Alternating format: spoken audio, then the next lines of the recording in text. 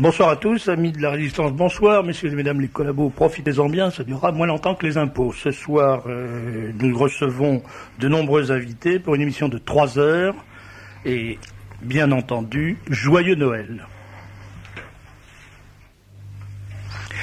Voilà, c'était aujourd'hui le roi des cieux, interprété par la chorale Saint-Irénée, la chorale de l'église catholique orthodoxe de France, boulevard Auguste Blanqui, voilà. On a du mal à prendre la parole après ça, mais enfin il le faut, puisque c'est pour ça qu'on fait de la radio. Cette émission évoquera plusieurs sujets. Premièrement, l'affaire Beljanski. Alors qu'est-ce que l'affaire Beljanski? On va en parler avec deux représentants des associations qui soutiennent M. Beljanski. D'une part, M. Gérard Wedlich, qui est secrétaire général du CIRIS, qui est le Centre d'information et d'innovation et de recherche et d'information scientifique. Et M. Crouzier, qui est président de l'association Cancer-Sida. Collectif Cancer-Sida. Voilà. Et comme c'est un sujet délicat et sérieux et difficile, j'ai demandé à un expert de venir. Un expert journaliste, ça paraît paradoxal, puisque justement les journalistes sont experts en rien. Mais il se trouve que Jean-Paul Leperlier est un excellent journaliste, j'ai plaisir à le dire. Ça fait longtemps que j'apprécie ses qualités. Et il a enquêté très longuement et avec sa qualité particulière d'enquête, c'est-à-dire en allant très en profondeur, en allant voir les gens, parlant très longuement avec eux, sur ce qu'on appelle l'affaire Beljanski. Jean-Paul Leperlier, qui est journaliste à Minute, a commencé cette enquête pour dénoncer une supercherie, une imposture, une escroquerie, et il est parti avec cet a priori, qui est un a priori typiquement Minute, c'est-à-dire on débusque les attrape-gogo. Et puis, il nous racontera ce qui lui est arrivé par la suite. Et c'est lui, pratiquement, qui animera le débat avec messieurs Wedlich et Crouzier, puisque c'est lui qui connaît le mieux le sujet. Mirko Beljanski est actuellement à l'hôpital. Il souffre d'une maladie d'une très grande gravité, semble-t-il, et dont on peut probablement rattacher, sinon le déclenchement, du moins l'évolution accélérée, à ce qu'il faut bien appeler une véritable persécution dont Mirko Beljanski est l'objet depuis plusieurs années. Je dis persécution parce qu'il y a deux possibilités. Ou Mirko Beljanski est un escroc, et à ce moment-là se dressent contre lui les centaines de malades qu'il a abusés, et il y a un procès public et retentissant qui conduit à sa condamnation et à son emprisonnement, car les fautes qu'il a commises sont des fautes gravissimes, puisqu'il a trompé des centaines de malades. Ou le professeur Mirko Beljanski, qui n'est pas professeur de médecine, je le précise, mais qui est quand même professeur, a réellement trouvé un remède qui est de nature à soulager les malades du cancer et les malades du sida, et à ce moment-là, il est criminel de l'empêcher, pour des raisons qui sont des raisons de fric, comme d'habitude, et de politicaille, de faire le bien qu'il peut faire. Le débat est aussi simple que ça. Alors, j'ai dit tout à l'heure que Jean-Paul Leperlier, qui est grand reporter à Minute, avait commencé il y a quelques années une enquête sur Beljanski, dans l'hypothèse de livrer au grand jour la réalité de ces manœuvres frauduleuses.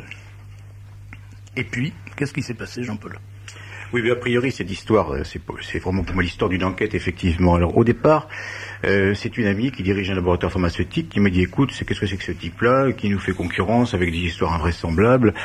Tu devrais regarder un petit peu ce que c'est. Alors, avec les méthodes de Minute, qui sont des méthodes assez pointues, vous en savez quelque chose, vous avez été un de nos plus brillants rédacteurs en chef pendant des années. Je vous remercie d'ailleurs au passage des compliments que vous avez bien voulu me faire. Venant de vous, ils ont un poids et qui me touche beaucoup. Donc, j'ai commencé une enquête en me disant, bon, je n'interroge absolument pas Beljanski, parce que si c'est un escroc, eh bien, il va pas me le dire. Je vais d'abord interroger les gens concernés, c'est-à-dire les malades. Alors j'ai cherché les malades et je suis tombé, je me crois me rappeler un des premiers que j'ai rencontré, que j'ai eu au téléphone, je crois, s'appelait Le Guen. Vous me tout à fait, Jean Le Guen. Jean Le Guen, voilà. Alors, qui est le plus ancien. Monsieur Jean Le Guen m'explique, écoutez, alors je crois parler à une victime, qui me dit, écoutez, en fait de victime, oui, j'ai été victime d'un cancer il y a 13 ans. Il y a 13 ans, la médecine me disait que j'avais 2 mois à vivre. de désespoir, je me suis dit essayons n'importe quoi et j'ai essayé les produits Beljanski. Depuis 13 ans, il est toujours vivant. Les 2 mois sont largement dépassés et je crois qu'il y a 9 ans ou 10 ans peut-être que ce monsieur n'a plus à se soigner. Oui, c'est un cancer redoutable, c'est un cancer alors du j'avais pancréas. posé la question. Cancer du pancréas. Chimio et radio-résistant. Une forme gravissime. Donc ce monsieur Le Guen est le premier témoin que vous rencontrez. Le premier témoin que j'ai par téléphone, parce que pour rejoindre énormément de gens comme ça, il est difficile de se déplacer, ce que j'ai quand même fait d'ailleurs, puisque des personnes que j'ai rencontrées est aussi un autre malade, monsieur Vedlich, qui est ici présent, que j'ai été rencontré jusqu'à l'île d'Oléron. Voilà. On ne peut pas aller voir tout le monde parce qu'il y avait pas mal de malades concernés. Alors je vais pas passer sur tous les malades. Un autre de mes souvenirs dans cette enquête, j'ai aussi été assisté à un jugement du Conseil de l'Ordre des médecins qui se trouve à avenue Hoche à Paris, d'un médecin qui s'appelle le Dr Cause, je crois qu'on peut citer son nom. Tout à fait. Et je m'attendais, comme toujours dans ces cas-là, à voir un médecin tout petit, minuscule, accusé, ne sachant pas trop comment se défendre, parce qu'il faut bien savoir que la médecine c'est pas tellement brillant et que des causes de condamnation ne manquent pas et c'est pas toujours facile à défendre pour ces gens-là. Or, en l'occurrence, il n'y avait pas seulement le médecin, il y avait 150 malades qui étaient là venant témoigner de leur guérison, qui sont d'ailleurs conduits avec une parfaite correction, ce qui a surpris tout le monde parce que le cas était assez grave, les juges n'étaient pas tellement tranquilles, on commençait à prendre des précautions oratoires, je vous en prie, soyez calmes, ça s'est très bien passé. Simplement un seul a témoigné au nom des autres. Là encore, on aurait pu tomber sur quelqu'un de naïf. Il peut y avoir un aspect psychosomatique dans ce genre de guérison, par exemple. Alors ce monsieur, si je me souviens bien, c'était un monsieur Boiteux. Henri Boiteux, oui. Henri Boiteux, je me trompe pas. Biologiste, chercheur au CNRS. Tout à fait. Donc c'est pas quelqu'un de naïf quand il estime qu'il est guéri par quelque chose. Et qui en plus avait été, si je me souviens bien encore, pendant 11 ans, directeur d'un centre de recherche contre le cancer à Villejuif. Alors cet homme-là, qui pendant 11 ans a dirigé un centre de recherche contre le cancer, se trouve lui, est en retraite, atteint d'un cancer, c'est un cancer le même que celui de notre président. Oui, tout à fait. Voilà. Prostate. Et la prostate. Et lui aussi, eh bien, son cancer est donc chimio-résistant, etc., ne peut pas se soigner, a beaucoup de mal. Et qu'est-ce qu'il fait? Eh bien, d'abord, il s'étonne de n'avoir pas entendu parler des produits Beljanski pendant 11 ans alors qu'il était qu'il dirigeait un centre de recherche. Et il essaye les produits Beljanski. Alors, son témoignage a laissé pantois à tous les juges qui ne savaient vraiment pas quoi répondre, mais il a expliqué tout simplement, avec absolument tous les documents possibles, et puis encore une fois, venant de quelqu'un, on ne peut pas mieux tomber pour témoigner tout de même, et disant, écoutez, voilà, mon cancer a totalement disparu, et il expliquait, mois par mois, la régression, avec toutes les preuves à l'appui. De plus, l'autre problème en ce qui concerne les autres soins, ce sont les effets secondaires. Alors, les effets secondaires, en ce qui le concerne, il était atteint d'arthrose, et son arthrose a également totalement disparu. Alors, inutile de dire que on croit vraiment que c'est une blague. Ouais, mais c'est réel. Et ça vient de... C'est anti-fond. Voilà, vraiment, non mais réellement quand même. Bon, voilà. Et, alors, inutile de dire que le docteur Cause, finalement, n'a pas été condamné. Il faut d'ailleurs rappeler que Beljanski lui-même, c'est pas la première fois qu'il est devant un tribunal. Il les a passés à Saint-Étienne devant un tribunal. Vous vous rappelez peut-être la date, je ne l'ai pas notée là. Oui, en 93. En 93. Et lorsqu'il est passé devant un tribunal, il est tombé devant un juge Foronette, qui a dit, écoutez, le procureur également dans ce réquisitoire, donc oui, celui qui est censé être l'accusateur public, disant, écoutez, bon, moi je demande pour vous qu'un franc de dommages et intérêts, parce qu'effectivement, vous n'êtes pas pharmacien, effectivement, vous n'êtes pas médecin, donc effectivement, vous avez illégalement guéri les gens. Je me souviens que l'article que j'avais fait à l'époque, j'avais intitulé, si je me souviens bien, guérison illégale. Voilà, comprenez. C'est un peu comme si on reprochait à quelqu'un qui sauve un noyé de ne pas être maître nageur sauveteur. Exactement, mais c'est la même chose. Et que les maîtres nageurs lui fassent un procès, le traînent en justice parce qu'il leur a pris le pain de la bouche. Pour ce qui concerne... Voilà. Alors attendez, pour terminer cette histoire, il faut savoir qu'il a donc été condamné à payer 1 franc symbolique, mais que le procureur a vivement engueulé, non pas lui, mais l'État français, en disant, mais tout de même, comment l'État n'a-t-il pas donné de tels moyens à cet homme-là? Faut pas oublier qu'à la même époque, le fameux ARC récupérait des milliards par an, pour en faire l'usage que l'on sait. On a vu certaines personnes, comment s'appelle ce médecin tellement connu, l'homme à la Porsche, dont Schwarzenberg, dont on n'est pas sûr que l'histoire de Porsche soit certaine d'ailleurs, j'ai vérifié, je ne crois pas. Bon, c'est un détail dans tout le désastre des détournements de l'art. Mais enfin, tout de même, voilà quelqu'un dont Minute a publié un chèque provenant de l'Arc d'1 million de francs et qu'il avait mis en Suisse et qu'il rapatriait au moment des événements, comprenez, voilà. On voit l'argent d'un côté arriver à flot pour des gens dont le métier est de chercher, et c'est là le véritable problème. C'est quand votre métier c'est de chercher. Quand pour chercher vous touchez des milliards, quand vous vous baladez dans le monde entier, quand on vous ouvre des tribunes, et brusquement arrive l'empêcheur de tourner un rond qui a trouvé, eh bien c'est ce qui est arrivé à Pasteur, c'est ce qui est arrivé à d'autres médecins. ou à d'autres chercheurs, on vous tombe dessus à bras raccourcis. Je vous laisse une seconde la parole. Oui, je voulais apporter une petite précision par rapport à les dates exactes, puisque l'affaire avait commencé effectivement en 93. C'était une plainte du ministre Evin. Donc le ministre de la Santé en personne qui porte plainte pour exercice illégal de la pharmacie et de la médecine contre un chercheur. Et l'affaire a traîné, elle a été jugée le 10 mars 94. Et effectivement, tout ce qu'a dit le journaliste Jean-Paul Leperlier est exact, si ce n'est que au niveau juridique pur, il y a eu non-lieu pour l'exercice illégal de la pharmacie, et devant l'insistance du Conseil de l'ordre des médecins qui s'était porté partie civile, on l'a condamné à 1 franc symbolique. Et alors, dans la presse, naturellement cette presse toujours manipulée par l'agence France Presse, je pense que sur votre radio, on peut dénoncer ça, tous vos éditeurs connaissent, dirons-nous, la musique, eh bien, dans la presse, on a parlé simplement de condamner, sans préciser qu'il s'agissait d'1 franc symbolique. Et en fait, le très sérieux journal spécialisé, le Quotidien du médecin, avait déclaré c'était une grande victoire pour le professeur Beljanski d'être condamné simplement contre un ministre à 1 simple modeste franc symbolique. Alors, et avec, pour terminer, une engueulade pour le ministre en définitive, parce que c'est comme lui qui était visé. Voilà. Alors également, puisque je parle de cette colère des chercheurs qui pas quelqu'un trouvé à leur place, j'ai eu l'occasion lors d'un cocktail à l'UNESCO de discuter avec le professeur Luc Montagnier et de l'affaire Beljanski. Et il a eu cette phrase extraordinaire, mais vraiment que je vous livre telle qu'elle est. Il m'a dit, mais vous comprenez, mais c'est absolument honteux. Mais il y a des malades qui s'imaginent depuis des années qu'ils sont guéris. Et je lui ai dit, écoutez, vraiment, je vous souhaite la même chose. Voilà. Je vous laisse la parole.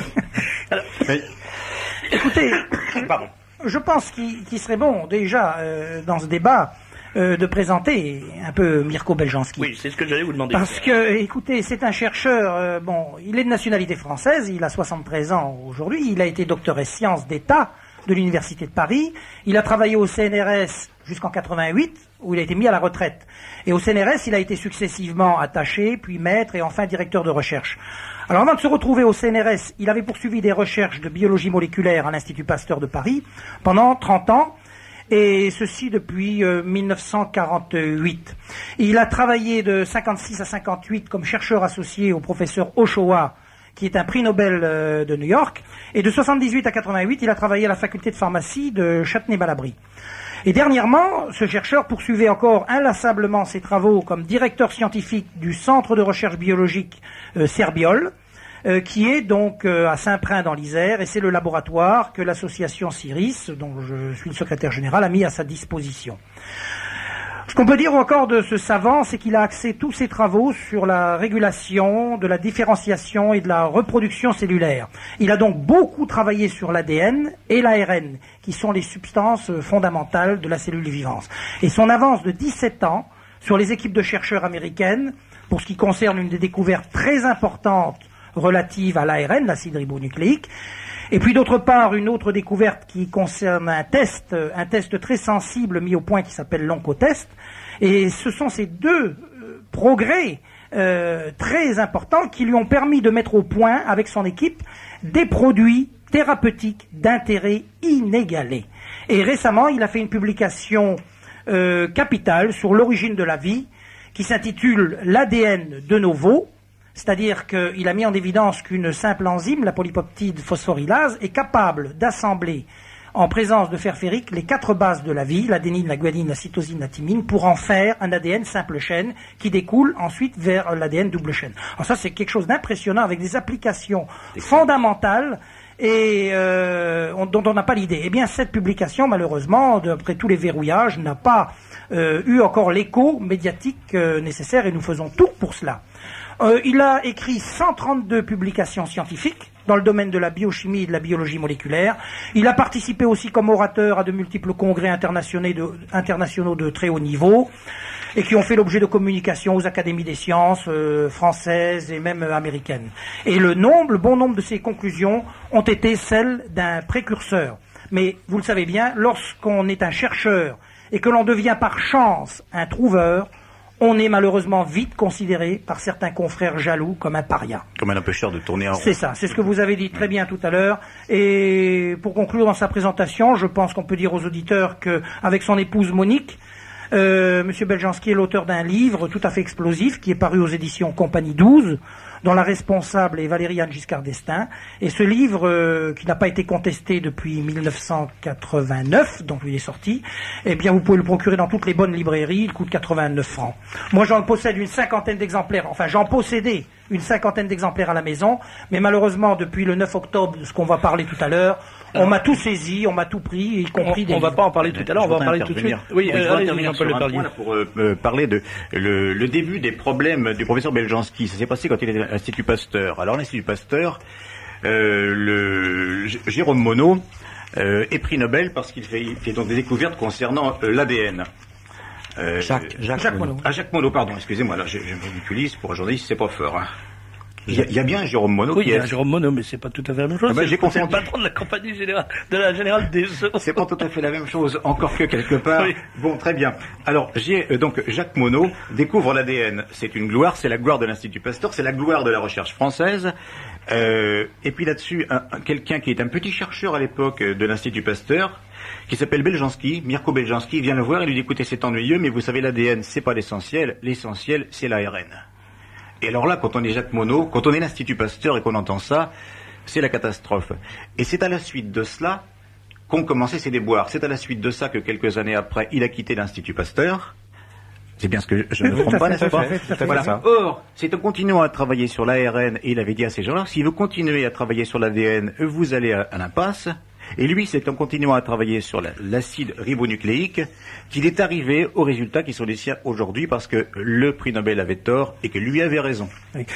D'ailleurs, dans son livre Le hasard et la nécessité, paru aux éditions du Seuil, à la page 124, Monod disait « Il faut ajouter enfin, et ce point est d'une très grande importance, que le mécanisme de la traduction est strictement irréversible. Il n'est ni observé, ni d'ailleurs concevable que de l'information soit jamais transférée dans le sens inverse, c'est-à-dire de protéines, l'ARN, à ADN. » Alors là, c'est ce qu'on appelle le dogme de Monod, et il n'y avait rien à faire. Alors ensuite, il y a eu tous les successeurs, hein, les enfants de Monod, qui sont toujours là en place, comme François Gros, directeur de l'Institut Pasteur, qui continue. Héritier culturel. Oui, tout à fait, héritier. Et il y a un verrouillage dont avec des forces dans des domaines un peu très spéciaux. Alors, on va en parler de ça, Monsieur Veldish. Avant, je voudrais répondre à un auditeur, parce que j'ai un ultimatum. Alors, moi, les ultimatums, j'ai l'habitude de m'incliner, parce que c'est pas le moment de faire le malin. Ce qui me dit que si on lui répond pas, il arrête d'écouter. Puis surtout, c'est un lecteur du Libre Journal, et je le soupçonne d'être capable de se désabonner si je réponds pas. Alors, voilà.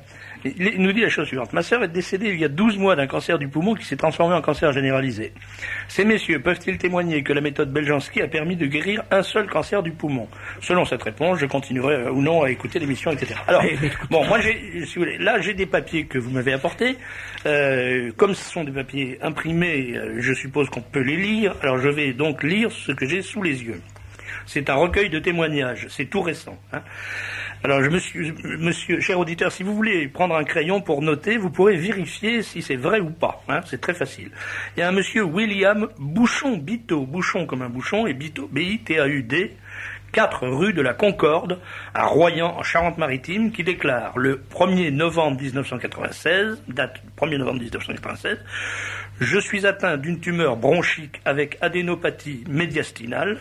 Je suis maintenant considéré comme guéri. Je suis certain que le traitement Beljanski a contribué à cette guérison. Et puis il y a un monsieur André Reynaud, Lathébaïde, 3 avenue Jean Jaurès à Beaurepaire dans l'Isère, qui déclare le 1er novembre 1996, ancien porteur d'une tumeur du poumon dit à petites cellules en 89, magnifiquement guéri par le PB100, je ne peux poursuivre mon traitement d'entretien. Ça, c'est une protestation qu'il écrivait par rapport aux actions. Aux actions, voilà. Insensées. Donc là, il y a 2 témoignages dont j'ai donné deux témoins dont j'ai donné les noms et les adresses. Je les tiens à la disposition de qui voudra en avoir la confirmation. Et qui disent qu'effectivement, ces 2 témoins disent qu'effectivement, ils ont été guéris d'un cancer du poumon, mais soit grâce au traitement Beljanski, soit, pense-t-il, grâce aussi au traitement Beljanski. Vous savez, le mot guéri, il faut être prudent sur le mot guéri, même avec le recul. Oui, ben c'est eux qui le disent. C'est important de le dire que ce sont eux ils le vivent dans leur chair. Bon, moi je lis leur témoignage, je prends pas. Oui, bien sûr. Que ce soit bien clair, je prends pas position. D'ailleurs, j'ai aucune qualité pour prendre position. Je voudrais intervenir là pour dire quand même que de toute façon les traitements de Beljanski, d'après mon enquête à ma connaissance, et puis d'après ce que j'ai vu lors des jugements devant l'ordre des médecins, ne s'opposent pas à la médecine officielle. Bien souvent, ils la rendent plus efficace ou ils font disparaître les effets secondaires qui sont parfois dramatiques. Notamment, la chimiothérapie n'est pas sélective. Elle détruit en général les bonnes et les mauvaises cellules, ce qui peut être catastrophique. Dans le cas du traitement Beljanski, je ne sais pas si c'est du PB100 qu'il s'agit. Toujours est-il qu'il y a, je prends un extrait du ginkgo biloba dont on pourra reparler parce que c'est un arbre magique absolument étonnant. Donc, des extraits de ginkgo biloba qui arrivent à protéger les cellules saines contre les radiations. Oui, tout à fait. Ce qui permet de faire plus de radiations encore sans abîmer les malades. Et vous avez donc des gens très très connus comme le professeur Lucien Israël qui a donc fait plusieurs déclarations. Il a déclaré par exemple sur le France Inter le 23 octobre 89 au téléphone sonne d'Alain Bédoué. Je voudrais dire ceci. Nous avons utilisé un produit préconisé par M. Beljanski dans le traitement des séquelles de radiation et dans mon service de façon absolument claire et avouée et avec un succès réel dans environ 2/3 des cas. Le 16 février 90, également sur France Inter, à l'émission de Claude Villers, qui s'intitulait « Qu'est-ce qu'on attend pour vivre mieux ?» Eh bien, vous avez le professeur Israël qui déclare « Monsieur Beljanski m'a confié un produit que j'ai utilisé pour essayer de faire régresser les cicatrices des fibroses induites par les rayons et qui peuvent parfois être très invalidantes, volumineuses et dangereuses. Et ce produit qui se prend par la bouche nous a donné des résultats tout à fait intéressants et c'est le seul que je connaisse qui puisse donner des résultats de ce genre. Donc, ce n'est pas rien. D'autre part, nous nous apprêtons à tester un autre de ces produits qui aurait la propriété de faire remonter les plaquettes et les globules blancs. Alors ça, c'est le professeur Lucien Israël qui le déclare, mais un petit peu plus fort, c'est que monsieur Israël demande des molécules pour soigner son propre frère. Voilà, ça, c'est une affaire intime. Oui, mais c'est intéressant quand même de le dire, parce que je crois que juridiquement, dans le dossier, il y a une lettre de monsieur Lucien Israël qui dit que les produits du professeur Beljanski ne valent pas un clou. Et puis, il faut quand même souligner les hommes naissent libres et égaux en droit. Donc, ce qui est autorisé à l'un doit être autorisé à l'autre. Bien sûr, mais ça c'est l'évidence même. Non, simplement, je considère que, si vous voulez, le fait que le professeur Israël soigne son frère de telle ou telle manière, c'est une question du strict ressort de la vie privée, quoi. Voilà. Ce que je voudrais vous demander à tous les deux, Monsieur Wedlich et Monsieur Crozier, c'est de nous raconter un peu votre affaire à vous personnellement. C'est-à-dire, comment devient-on, si j'ose dire, beljanskiste? Qu'est-ce qui vous est arrivé? Écoutez, pour moi personnellement, l'affaire remonte en 85, puisqu'au cours de l'été 85, j'ai été contaminé par le virus du sida dans le cadre professionnel, et donc il y avait à l'époque aucun traitement, il n'y avait rien du tout. On peut dire votre métier? Écoutez, je suis maître nageur sauveteur. Voilà, maître nageur sauveteur. Voilà. Donc dans le cadre, justement, on en parlait tout à l'heure. Voilà, donc dans le cadre de maître nageur sauveteur, j'ai fait une réanimation intensive sur un noyé qui est mort d'un œdème aigu pulmonaire qui ne vomissait que du sang.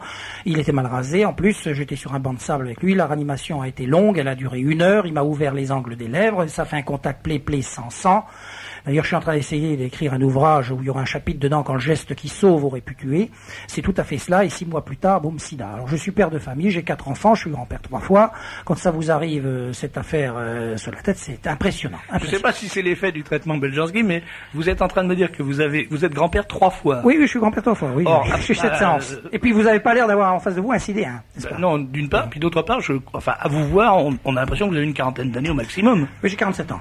Bah écoutez, je sais pas, si en plus ça rajeunit. Ce sera l'occasion pour moi d'intervenir sur un point intéressant, parce que j'ai quand même eu au téléphone à minute, un jour un de mes collègues me dit, dis donc c'est terrible, cette semaine on a reçu quelqu'un qui est victime des produits Beljanski. Oh, alors là, c'est mon travail, il faut aller au fond des choses. Comme c'est mon travail, c'est ce que j'ai fait évidemment.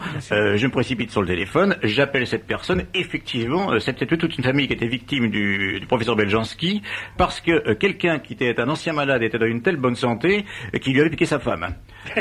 Désolé, mais c'est véritablement le seul cas que je puisse citer de victime des produits Beljanski. Alors, monsieur donc, je vous disais que 6 mois plus tard, donc on se reporte en mars 86, et là. déjà très très grave, très grave, avec des maladies opportunistes, sida déclaré, parce que selon les victimes, vous savez, vous pouvez avoir une primo-infection très très élevée si la personne est très porteuse au niveau sanguin. S'il y a une charge virale, c'est le terme, très très forte. Et donc moi, ce malade douteux, donc on ignorait, m'avait certainement contaminé d'une façon très très forte, et j'avais donc des maladies opportunistes en mars 86, qui sont déclarées avec de l'herpès explosif, du candida albicans à me dévorer tout le corps, et puis des diarrhées permanentes, sans compter l'aspect de fatigue insurmontable connu au sida. Et donc là, je suis allé voir mon médecin traitant de l'île d'Oléron, et qui lui connaissait, et c'est là l'intérêt d'un médecin, vous avez une ouverture d'esprit d'un médecin qui donc, par la littérature, tout ce qu'il connaissait, il connaissait les travaux de M. Beljanski, et c'est lui qui m'a orienté vers ce chercheur qui était à l'époque donc à Châtenay-Malabry. Alors, à ce moment-là, en 86, vous êtes donc très gravement malade. Oui, c'est ça. Et vous allez voir un médecin. Oui, qui me prescrit. Qui vous dit allez voir Beljanski. Voilà, qui me prescrit. En fait, si on se place du point de vue des adversaires de Beljanski, ça veut dire que ce Toubib vous dit, bon, vous mourrez, il y avait rien. À l'époque, il n'y avait rien, pas d'AZT, heureusement d'ailleurs pour moi, parce que cette substance est un toxique, d'ailleurs Marc Rousier pourra mieux vous en parler, puisqu'il a intenté un procès contre le laboratoire Wellcome d'empoisonnement par l'AZT, et c'est moi d'ailleurs qui lui ai dit d'arrêter l'AZT, parce que, soyons clairs, un médecin, ni Beljanski, ni un médecin, jamais personne dans ce milieu, la médical ou scientifique, ne prendra l'initiative de faire arrêter un traitement. Ça, c'est faux. Bon. Alors, par contre, un malade peut le dire à un autre. Donc moi, j'avais la chance. Quel est votre état d'esprit à cette époque-là, il y a 10 ans, quand on vous dit d'aller voir Beljanski? Eh bien, écoutez, il n'y avait rien. Alors moi, je vais voir ce chercheur. Je l'ai rencontré autour de cette paillasse là-bas. La paillasse, c'est l'endroit où les chercheurs travaillent. Bon. Et donc, il m'a fait un petit cours de biologie, là, très succinct, et puis il m'a expliqué tout ça. Et de là, il m'avait préparé des gélules.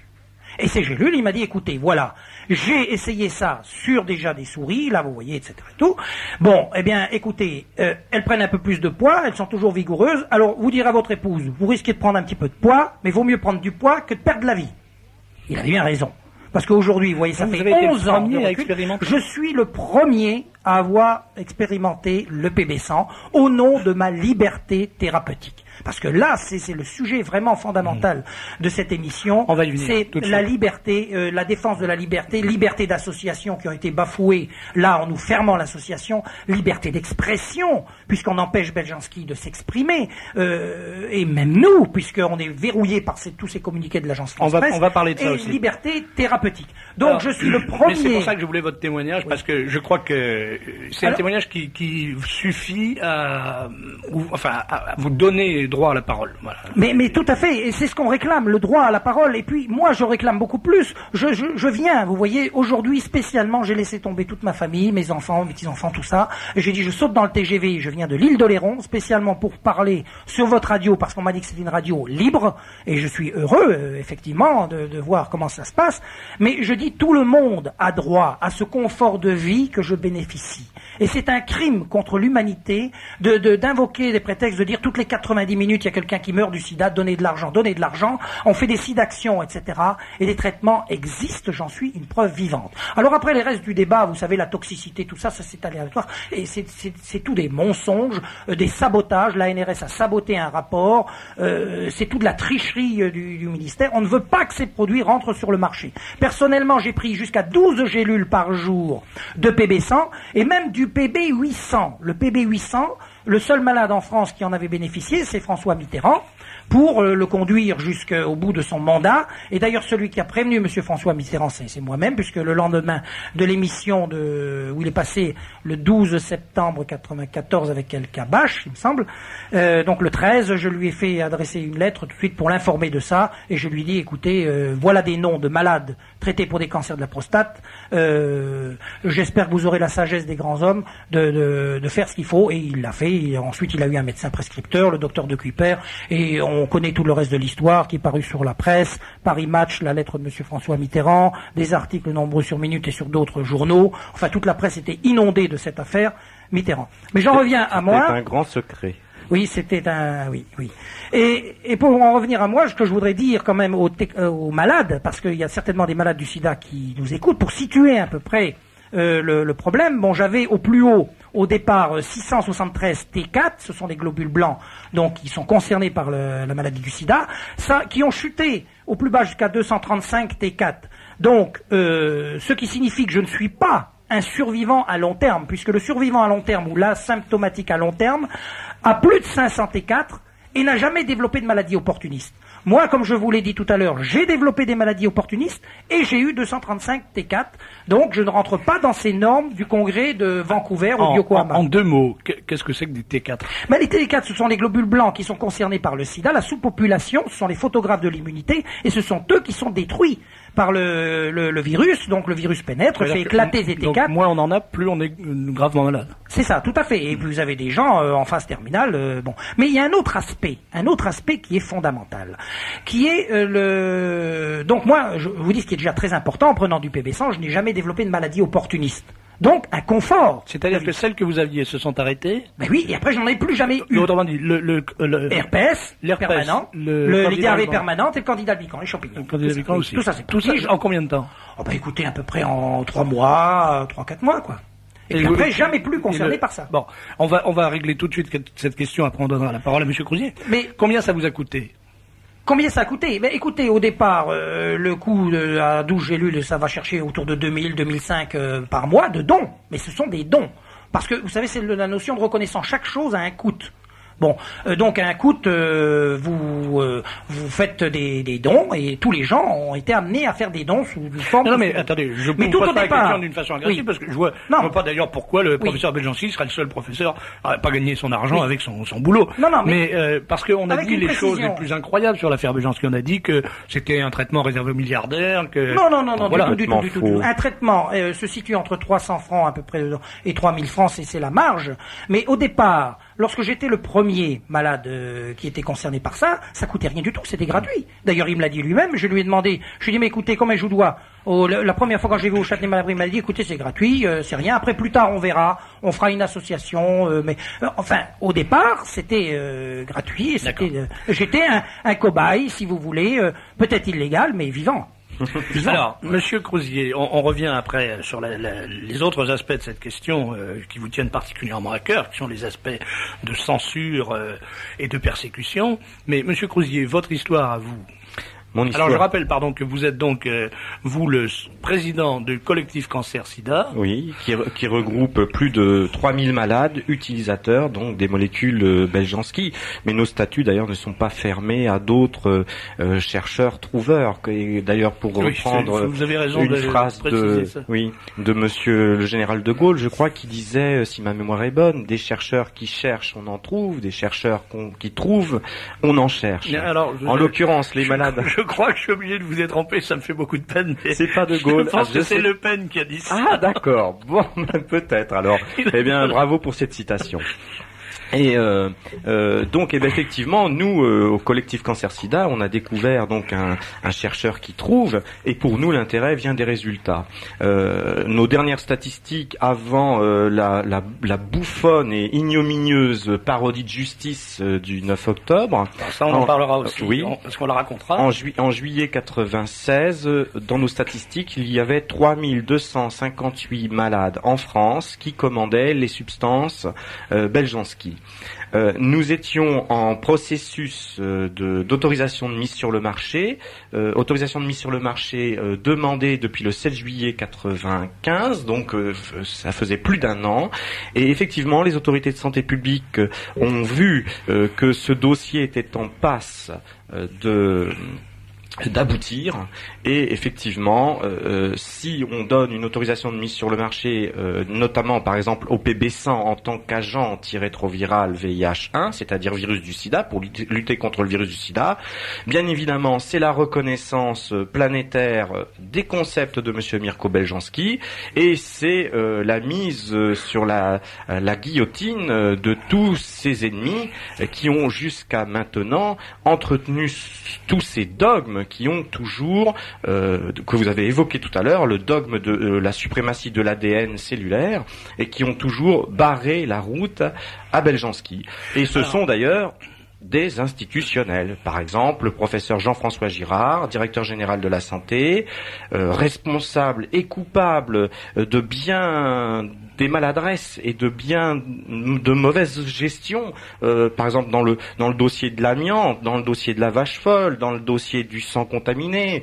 et puis tous ces protégés, par exemple le professeur François Gros, secrétaire perpétuel de l'Académie des sciences, responsable aux yeux des malades que je représente d'une grande partie de l'affaire dite du sang contaminé. Ce sont encore ces gens-là qui bloquent des découvertes majeures issues des concepts de M. Mirko Beljanski et de son équipe. Alors j'aimerais que vous nous disiez... Je voudrais démentir d'ailleurs ce que vous avez dit au début.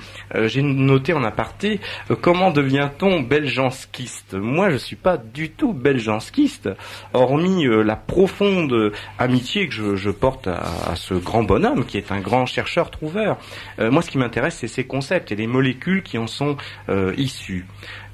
Comment je découvre ces molécules? J'ai été victime lorsque, moi je suis gardien de la paix, fonctionnaire de police, j'ai été victime lors d'un hospitalier, on a découvert... C'est bien de dire que vous êtes gardien de la paix parce que on vient de vous entendre parler pendant quelques minutes là. Oui. Ça peut redresser pas mal les idées de certains sur les qualités intellectuelles des gardiens de la paix qu'on a tendance à caricaturer un peu facilement. C'est vrai, c'est dommage, voilà. C'est dommage. On fait un métier formidable, mais avec si peu de moyens, malheureusement.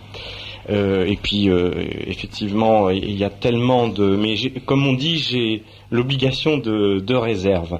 Cependant, le code de procédure pénale a intégré le code de déontologie du policier, et dans son article 7, ce code de déontologie édicte le fonctionnaire de la police nationale ne se départit de sa dignité en aucune circonstance.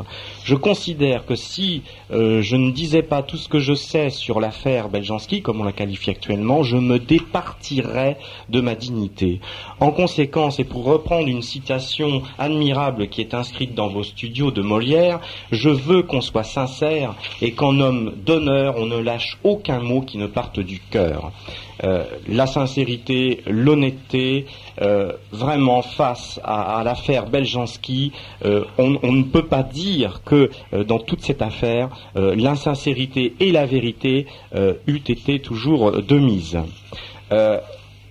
L'attitude des pouvoirs publics pour bloquer Beljanski. Il y a beaucoup de truqueurs et de manipulateurs dans cette affaire face à Beljanski. À chaque fois qu'on teste ces molécules en aveugle, c'est-à-dire qu'on ne connaît pas le nom du produit, on ne connaît pas le nom de l'inventeur, les rapports d'expertise sont extrêmement favorables. Soit dans des paramètres mesurés in vitro ou in vivo chez des rats ou des souris, soit pour les paramètres, soit dans le cadre de la lutte contre le cancer, soit pour des paramètres dans la lutte contre le rétrovirus du sida. C'est le moment où vous pourriez peut-être parler des témoignages étrangers, justement, parce que tout ce qui a été fait à l'étranger s'est trouvé comme par hasard favorable à Beljanski, alors que ce qui a été fait en France ne s'est pas trouvé favorable. Et on a trouvé récemment des savants étrangers pour dénoncer le fait que certaines expertises avaient été, notamment par un professeur Lévy, avaient été truquées. Oui, alors j'aimerais que vous donniez les noms de ces gens-là et que vous parliez de ça. Oui, récemment, donc il y a le docteur Stroun, privat docens à l'université de Genève, qui est d'après ce que je crois savoir en Suisse, un titre suprême. Il travaille en biologie moléculaire également, et avec l'un de ses collègues, le professeur Anker, en Suisse également, et toute une équipe de chercheurs, sur la base des travaux sur les ADN cancéreux de Mirko Beljanski, ces deux chercheurs ont mis au point un test de détection de l'ADN cancéreux qui circule dans le plasma sanguin. Il suffira maintenant d'une simple prise de sang pour pouvoir trouver des fragments d'ADN cancéreux et pouvoir détecter très rapidement, sans biopsie, sans IRM qui n'est pas toujours très sûr. Alors, or, ces gens-là, je crois, ont témoigné qu'il n'aurait pas pu arriver à ce résultat sans les découvertes préalables du professeur Beljanski. Complètement. Voilà. Et d'ailleurs, le professeur Stroun avait lui-même commandé un rapport il y a quelques années au professeur Jachertz pour tester les molécules du professeur Beljanski in vitro dans le cadre de la lutte contre le virus du sida. Les conclusions de ce rapport d'expertise sont claires, nettes et précises et sans ambiguïté. In vitro, le rétrovirus du sida est détruit à 99% en présence du PB100 Beljanski. Ça, je crois que vous avez aussi un laboratoire de l'armée américaine. Tout à fait, le Walter Reed Army à Rockville. Donc un rapport d'expertise signé par le docteur Douglas Meyers. Donc son pédigré en tant que virologue sur le virus du sida ne tient pas sur un feuillet 21-29-7. Il a de nombreux titres. Et lui aussi, sans ambiguïté, en septembre 94, après le rapport truqué de la NRS, et quand je dis rapport truqué, je pèse mes mots, parce que c'était vraiment un rapport truqué, les avocats, notamment Maître Autrive à Paris, chargés de la défense des intérêts des malades, a maintenant un dossier, je dirais, en béton. Je ne sais pas comment monsieur le professeur Lévy et la NRS vont pouvoir se défiler sous l'amoncellement de preuves solides et irréfutables que nous avons désormais réunies, si la justice de ce pays consent enfin à donner une ordonnance de recevabilité de nos plaintes, plainte pour trafic d'influence contre la NRS et plainte pour non-assistance à personne en danger contre monsieur le ministre de la Santé et contre la Direction générale de la Santé. Une petite minute de suspension, si vous voulez, pour donner la parole aux auditeurs, parce qu'il y a quand même beaucoup de réactions et j'aimerais vous les communiquer. D'abord, celle-ci, félicitations à vos invités pour leur remarquable langue française, pour leur précision et la clarté de leurs exposés. C'est Jean Ferré qui va être jaloux. Non, j'espère qu'il ne va pas être jaloux, j'espère qu'il va être content, ce qui n'est pas du tout la même chose. Oui, j'ai voulu lire ce message parce que c'est exactement ce que j'étais en train de me dire. Je suis très très content de vous avoir invité parce que le sérieux de vos propos, la qualité de vos propos montre que on n'est pas en face, comme le disait tout à l'heure Monsieur Wedlich, ou je crois que c'est Jean-Paul Leperrier qui disait ça, de gogo ou de naïfs qui se sont laissés embobeliner par une espèce de gourou médicastre. On est en face de gens qui ont vécu une expérience terrible et formidable, et qui disent, voilà, nous, on veut pouvoir librement poursuivre cette expérience pour nous, la faire partager aux autres, et je trouve que c'est vraiment, on est au cœur même des principes de la vraie démocratie, pas la démocratie merdouillarde qu'on nous impose aujourd'hui, mais la vraie démocratie, c'est-à-dire des citoyens libres, responsables, qui s'expriment et qui assument eux-mêmes leur choix de vie. Moi, je trouve ça formidable. Jean-Paul.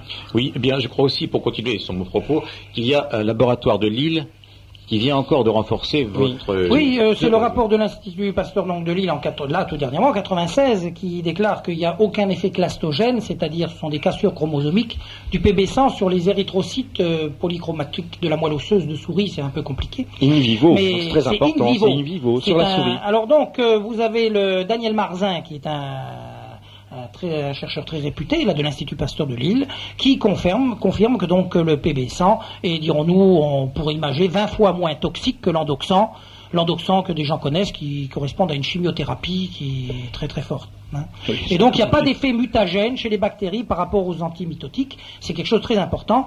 Alors ça a été fait par l'Institut Pasteur de Lille, mais étrangement, le 9 octobre, ce rapport aussi, il a disparu.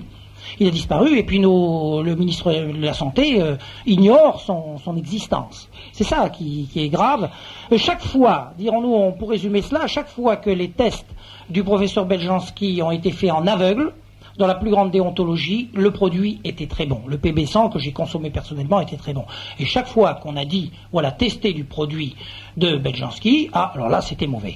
Et le plus bel exemple, ça a été avec le rapport de l'ANRS de Lévy, qui est un véritable sabotage, puisque d'ailleurs, Madame Hélène Pollard, dans le quotidien du médecin, déclare qu'il y aurait eu la différence entre les résultats américains, d'une part de l'Institut américain, du Walter Reed Army Institute, et puis le résultat de la NRS correspondrait peut-être à la présence d'un contaminant. Alors qu'est-ce que ça veut dire ça? Qui a mis un contaminant? Alors, la NRS aurait pu quand même s'interroger et se dire, bon, on refait les expériences, puisque c'était le même lot. Vous voyez, on a pris nos précautions, parce que sur un enjeu vraiment où l'argent joue un rôle capital, vous savez que, un traitement, moi je reviens par exemple actuellement, au nom de ma liberté, ça fait 6 gélules par jour, ça fait 36 francs. 36 francs par jour au nom de ma liberté. Si j'avais opté pour une trithérapie, en ce moment, ça reviendra à plus de 400 francs par jour, remboursé Sécu. Alors, vous voyez, pendant toute une période de mon traitement, ça revenait à peu près 800 francs par mois, dès que tous les paramètres, tout au début, ont chuté. C'est le traitement moyen d'un séropositif. Et un séropositif sans maladie opportuniste, sans rien qui se fait traiter par le PB100, ça revient à peu près 800 francs. C'est aussi à cause de ces prix, sans doute, que c'est une catastrophe pour les laboratoires. C'est une catastrophe. Attendez, ça, on va y venir. Oui. Jean-Paul, je voudrais d'abord répondre à un auditeur qui me dit on n'entend pas les noms des invités, les références ne sont pas assez citées. Alors, je rappelle, tiens, j'en profite qu'on est sur Radio Courtoisie, 95.6 à Paris. Je ne vais pas développer les autres parce que je n'arrive pas à les lire, c'est trop loin. C'est le libre journal de Serge de Beketch, c'est-à-dire de moi-même. On est donc mercredi, si je ne m'abuse. Et je reçois ce soir, pour l'instant, Jean-Paul Leperlier, qui est grand reporter à Minute et qui enquête sur l'affaire Beljanski depuis longtemps.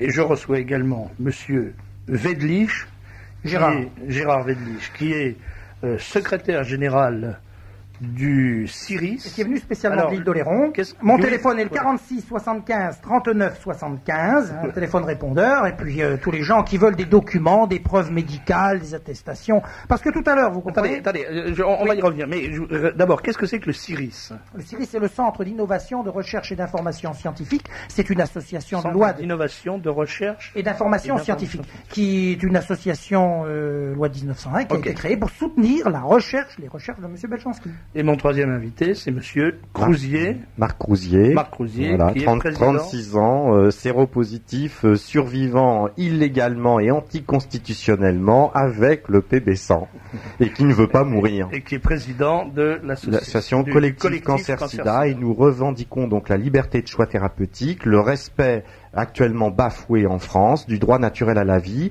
et du libre choix de son médecin et de la médecine. Pour nous, l'intérêt vient des résultats.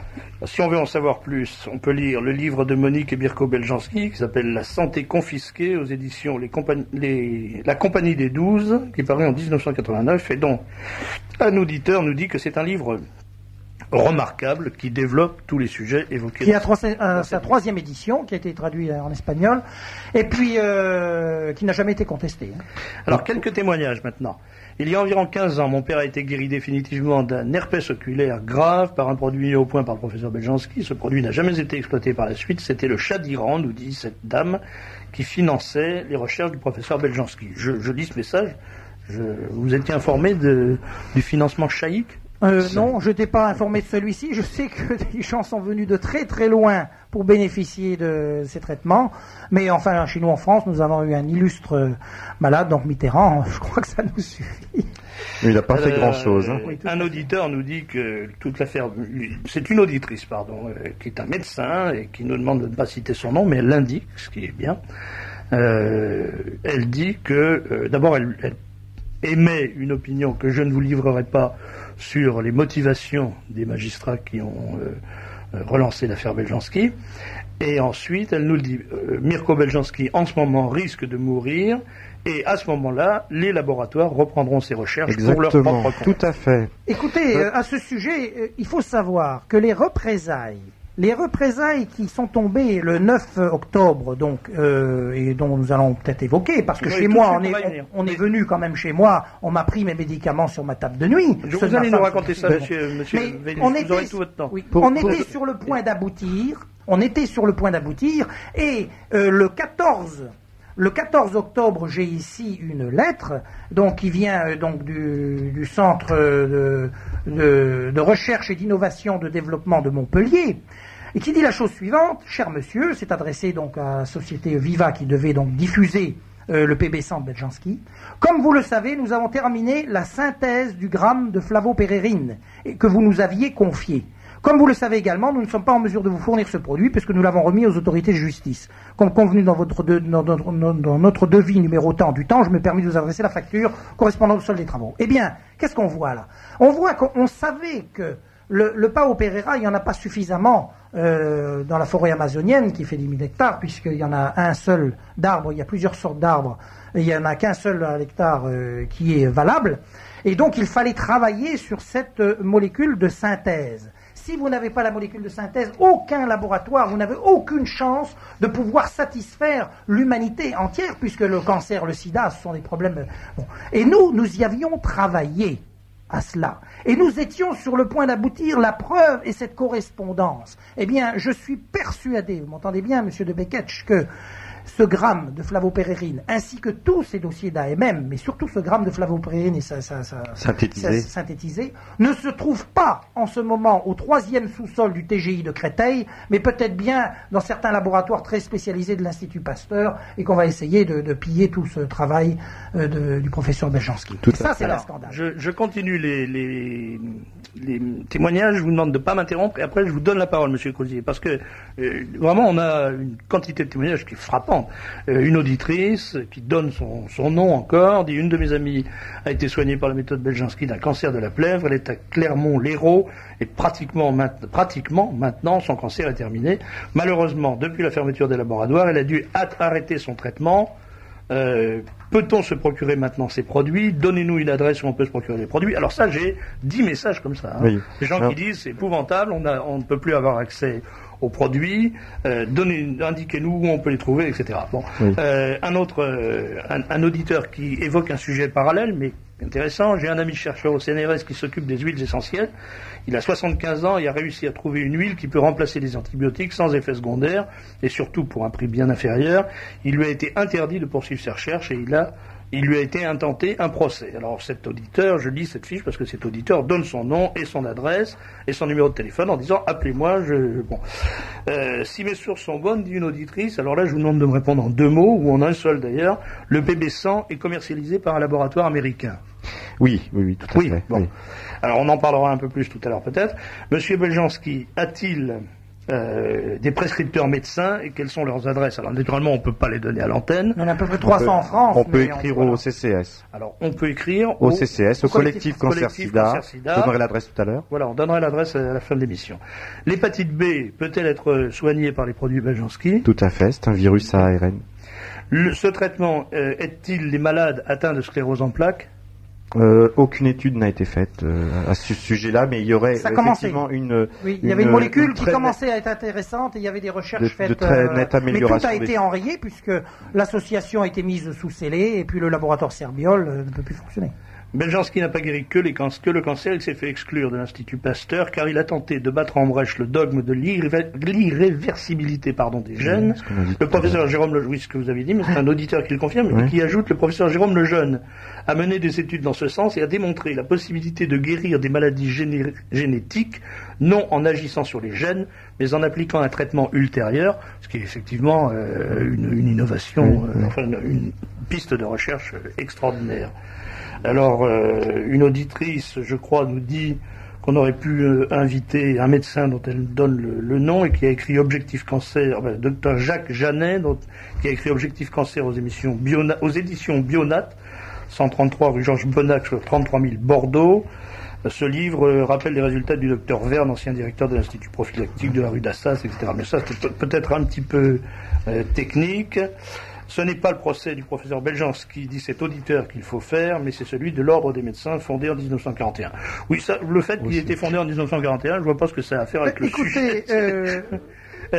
Après le prix Nobel, Jacques Monod va-t-il recevoir le prix Lysenko? Ça, c'est une plaisanterie d'un ami probablement du club de l'horloge, qui distribue chaque année un prix Lysenko à l'auteur de la recherche ou de la découverte ou de la pseudo-découverte scientifique la plus idiote de l'année. Ce n'est pas l'hépatite D mais l'hépatite C. Non, moi j'ai dit l'hépatite B. Voilà. Est-ce que l'émission que M. de Beketch devait enregistrer, bon ça c'est tout à fait autre chose, pardon. On redemande de nouveau les adresses et les numéros de téléphone. Bon, on me demande de parler moins vite, mais toutes les adresses on va les donner à la fin, les numéros de téléphone on les donnera à la fin.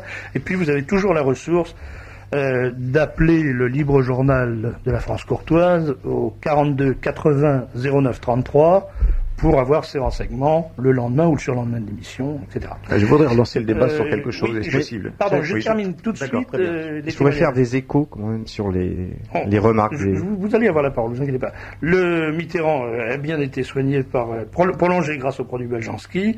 Le médecin se servait directement dans le laboratoire, nous dit cet auditeur.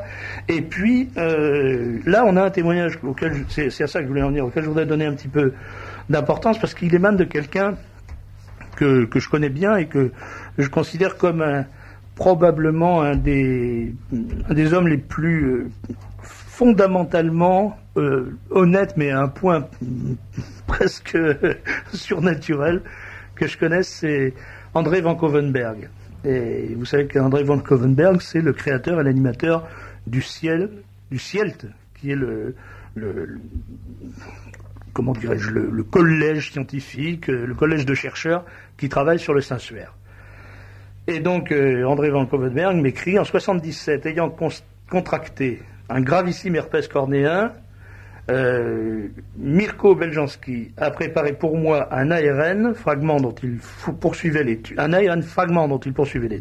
En 8 jours, mon herpès a été jugulé et il n'y a jamais eu de récidive. Pour d'inexplicables raisons, aucune suite n'a jamais été donnée à ce produit, car Beljanski, à l'époque, était violemment attaqué par Monod à Pasteur. Je lui dois de ne pas être borgne aujourd'hui. Voilà, ça c'est un témoignage qui vient de M. André von Covenberg, qui est, on peut dire, une des sommités dans ce pays, dans le domaine très particulier, très complexe, qui est l'interface entre la science et la foi. Alors, comme promis, je vous redonne la parole. Jean-Paul Le Perlier d'abord. Oui, s'il vous plaît. Je pense que ce serait peut-être le moment de parler du désespoir des 3258 malades auxquels on a retiré les substances qui, selon eux, les fait vivre. Parce que moi, mon rôle de journaliste, c'est d'être sceptique. Même si ça ne correspond pas à ce que je pense, moi je suis très convaincu. Mais allons au pire. Imaginons même simplement que l'effet de ces médicaments, on sait que c'est pas vrai, mais imaginons que l'effet de ces médicaments soit simplement d'ordre psychosomatique, que ce soit d'ordre de placebo, ce qui n'est pas vrai. C'est impossible. C'est impossible, ce n'est pas vrai. Mais prenons le cas extrême. De toute façon, quand même, nous avons 3258 personnes qui ne vivraient dans ce cas-là que parce qu'ils y croient. Non, alors même si c'était ça, est-ce qu'on aurait le droit de leur retirer Bien sûr. le droit de vivre? Mais de toute façon, c'est pas possible, puisque de toute façon, les molécules ont été utilisées dans le cas de leucosphéline ou de ce qu'on appelle le FIV, ce qu'on appelle le sida du chat, c'est-à-dire le féline immunodéficience virus, et pour des cancers aussi, des cancers de tétine de chienne ou de chatte. Mais ça nous le savons. Et nous le savons. Donc là, l'effet placebo, l'effet placebo n'existe pas chez l'animal. Ce n'est pas l'effet placebo. Mais cependant, ce qu'il faut dire, c'est que ces gens-là n'ont aucune excuse. Parce que même si ces médicaments n'existaient pas au niveau efficacité, je comprends ce que vous voulez dire. De toute manière, alors, à partir du moment où le simple fait d'y croire fait que 3250 personnes restent en vie, est-ce qu'on a le droit de leur retirer l'espoir? Parce que ces gens-là doivent être dans un état de désespoir extraordinaire. Je voudrais que vous en témoigniez, puisque vous les connaissez. Oui. Vous avez leur courrier qui vous arrive en permanence, leur téléphone. Oui, parce que c'est que des extraits qu'on a donnés à Monsieur de Beketch tout à l'heure qu'il a lu. Ce sont que des extraits. Moi, j'ai des milliers de lettres. Je sais plus où les ranger d'ailleurs, à mon domicile, qui est aussi le siège social du CCS. Donc, pour répondre aussi à votre question et faire écho à ce que vous avez dit sur les remarques de vos auditeurs, la justice. Eh bien, effectivement, le juge d'instruction, Madame Tahareli de Créteil, d'ailleurs, il faut remarquer que nous en sommes au 3e juge d'instruction en à peine 12 mois. C'est la valse des juges d'instruction. Il y a d'abord eu le juge d'instruction, Madame Ganassia, à laquelle j'avais écrit en 93, et je voulais l'aider dans la manifestation de la vérité. À cette époque, comme nos dossiers d'AMM n'étaient pas forcément assez encore solides, la manifestation de la vérité n'arrangeait pas forcément la justice de ce pays. puisque le 9 octobre, on était en passe effectivement d'avoir une molécule candidate et pouvoir prétendre à obtenir le statut de médicament. Là, nous avons terriblement gêné les lobbying pharmaceutiques, des gens comme monsieur Jean-Paul Lévy, François Gros, qui auraient été confondus dans leur manquement, leur irresponsabilité ignominieuse dans la conduite de la santé publique française. Et je pense qu'effectivement, Madame le juge d'instruction Tarelli est une juge d'instruction fort zélée, mais qui a commis quand même beaucoup d'abus de pouvoir. Et à ce sujet-là, d'ailleurs, j'invite ce juge d'instruction et tous vos auditeurs à lire un ouvrage remarquable qu'on trouve encore en librairie de Monsieur Denis Robert, La justice ou le chaos. Que nous dit donc Denis Robert? Il a interviewé des magistrats qualifiés d'incorruptibles, un peu comme Renaud van Ruynbeck, qui est d'ailleurs lui-même. Voilà ce qu'il dit. Je ne cherche pas à leur faire la guerre ou à noircir le tableau. Je cherche à savoir pourquoi le système judiciaire fonctionne si mal.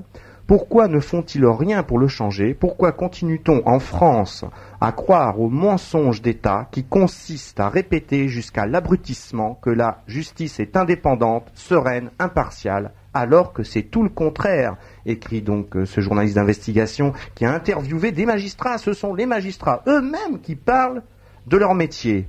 Ce qu'il dit encore, corrompre est devenu en France un loto où l'on gagne le pactole 9 fois sur 10 en toute impunité. Les affaires qui secouent la France ne sont que la partie émergée d'un iceberg de trafic en tout genre, recyclage de l'argent sale, commissions occultes, et Dieu sait si nous en avons des commissions occultes. Il faut savoir comment fonctionne la commission d'AMM. Le professeur Charles Collin, dans le magazine thérapeutique de mai 95, est interviewé, président donc de la commission d'AMM, et il dit ceci: les experts des commissions d'AMM sont indépendants de l'industrie pharmaceutique. Moi, j'ai en ma possession, nos avocats ont en leur possession, un rapport sur les prises d'intérêt de tous les membres, 90% des membres de la commission d'AMM, des experts de la commission d'AMM, touchent des bakchiches, des lobbies, des dessus de table, ça s'appelle le rapport 95, agence du médicament. Donc il y a les déclarations de prise d'intérêt dans les lobbies pharmaceutiques. Et dans ce rapport, je crois que c'est bien clair. Vous, votre position, et vous avez, dites-vous, des documents qui vont à l'appui de ça, oui. C'est que toute l'affaire Beljanski, c'est tout simplement une opération qui vise à bloquer une innovation thérapeutique qui risquerait de porter un coup très dur à l'industrie pharmaceutique française. Complètement. Et au nom de l'État, au nom de la raison d'État, c'est une affaire d'État. On interdit. Voilà. Comme on l'a fait pour le sang contaminé dans le cadre duquel on a pendant des années, au motif de soutenir les laboratoires français contre les laboratoires américains, interdit la révélation de la vérité sur le sang contaminé. Là, selon vous, c'est une situation comparable. Complètement. Alors, pour revenir sur l'affaire du sang contaminé, j'ai discuté il y a récemment avec un magistrat dont je tairai le nom au palais de justice de Paris et qui me faisait comprendre que l'instruction de l'affaire dite du sang contaminé était en train de s'éteindre. Premièrement, faute de plaignants, puisque ou ils étaient tous morts ou en instance de l'être, ou alors le prix du silence, c'est-à-dire l'indemnisation. Donc il reste effectivement encore quelques victimes qui activent cette plainte, mais peut-être pas de façon suffisamment solide sur le plan juridique pour pouvoir effectivement traîner, en prison, par exemple, des professeurs comme le professeur François Gros, secrétaire perpétuel de l'Académie des sciences et membre du conseil scientifique, président du conseil scientifique de la NRS. C'est un des co-signataires du rapport Lévy qui attestait testé les molécules Beljanski. Cet homme-là, président de la commission interministérielle du 9 mai 85, responsable de milliers de morts par contamination administrative du rétrovirus du sida, c'est à ces gens-là qu'on a confié l'évaluation des molécules Beljanski. Et à cet homme-là, après l'affaire dite du sang contaminé, on lui a passé la Légion d'honneur autour du cou. Et au poignet de monsieur Beljanski, chercheur, trouveur, honnête, sincère, sérieux, on lui a passé, lui, les menottes. Alors, pour que les auditeurs mesurent la réalité quotidienne, je dirais, de cette persécution, il faut bien dire le mot. C'est une persécution. Je voudrais que M. Weidlich nous raconte ce qui lui est arrivé ce fameux jour d'octobre. Mais le 9 octobre, écoutez, et c'est ça, ce qui est impressionnant, c'est que les mesures judiciaires sont tout à fait disproportionnées à ce qu'on peut nous reprocher. Quand vous êtes père de famille, comme je vous l'ai dit, vous habitez sur le rang tranquille, un matin à 6 heures du matin, on sonne et que vous avez des gendarmes à votre porte, bon, tout de suite, ils viennent avec leur papier commission rogatoire, et qu'est-ce que vous cherchez? Médicaments. Ben, j'ai dit, mais où sont vos médicaments? Et puis, j'ai dit, les médicaments sont là, sur la table de nuit. Quand vous prend vos médicaments sur la table de nuit, mais écoutez, vous allez dire ça à tout Français, je dis, c'est pas possible. Eh bien, si, j'ai vécu ça, on a pris mes médicaments, ceux de mon épouse qui est soignée pour la maladie du putrin, c'est-à-dire la main qui se referme un peu, et puis quelques troubles circulatoires, les médicaments de ma fille qui a 15 ans, qui était soignée avec l'extrait de Rovolfia pour des dérèglements hormonaux, on a pris ça chez moi. Ensuite, on a ils ont embarqué 1 mètre cube de documents, dont des livres, dont des dialogues, dans les listings. On a voulu nous décapiter associativement. Et ensuite, on m'a emmené 20 heures en garde à vue. Alors là, j'étais content parce que quand même, je me suis dit, je vais avoir des choses à déclarer. Et j'ai exigé d'être mis en examen. Puisque je leur ai dit, écoutez, moi, tout ce que je n'ai rien à cacher. La seule chose que j'ai à mettre en avant, c'est mon état de santé. Et c'est scandaleux que des gens meurent du sida tout le temps et qu'on leur cache un médicament actif. Alors, vous voyez, tout à l'heure, par rapport à ça, mais alors ça, c'est chez moi. C'est chez moi le 9 octobre. Mais sachez bien que ça, cette situation s'est reproduite partout ailleurs. Mais vous pourriez parler de cette personne qui a été internée carrément. Oui, tout à fait, tout à fait. Alors j'y viens. Alors Richard Burek, donc chez lui à son domicile et chez son ami, eh bien on est rentré à une force. Dans l'association. À une force. Il est président intérimaire en ce moment. Très bien, voilà. Oui. Et donc on est rentré chez lui, pas n'importe comment, au bélier.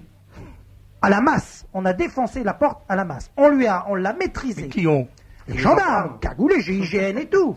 Bon, attendez, là, vous êtes sérieux? Mais très sérieux. Attendez, mais ce n'est pas fini. Ce n'est pas fini. Comment s'appelle ce monsieur? Richard Burek. Alors qu'est-ce qu'il fait dans la vie? Écoutez, Richard Burek travaille dans le nucléaire, je crois. Il est dans les centrales, il contrôle les centrales nucléaires. C'est un fonctionnaire. C'est un fonctionnaire, oui. C'est pas un gangster. Mais non, mais le comble, écoutez, le comble, moi. Attendez, je suis les gendarmes du GIGN sont venus, ils ont défoncé sa porte à fait. À coup de bélier. Et après, qu'est-ce qu'ils ont fait? Alors, ensuite, ils l'ont maîtrisé lui, ils lui ont sauté dessus, bon, ils ont maîtrisé sa femme, ils l'ont maîtrisé sa femme tellement fort, en lui mettant les menottes, en le serrant tellement les menottes, et la rouée de coups et tout, qu'elle avait des bleus. Et à partir du moment où ils ont vu qu'elle avait des hématomes, le responsable des gendarmes a dit, bon, tout de suite, hôpital psychiatrique. C'est incroyable. Et on l'a mis un mois, vous m'entendez bien? C'est des nazis. Mais tout à fait, vous avez dit le mot. Écoutez, ils l'ont mis 1 mois, donc, en hôpital psychiatrique.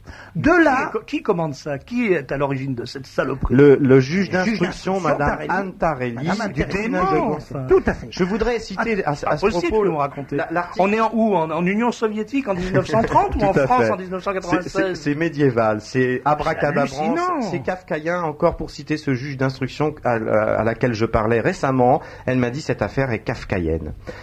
L'article 7 de la Constitution, de notre Constitution, donc la loi suprême dont découlent toutes les autres, précise dans son article 7, et je ferai traduire Madame le juge d'instruction Tarelli devant les juges européens ainsi que la France. Article 7, violé.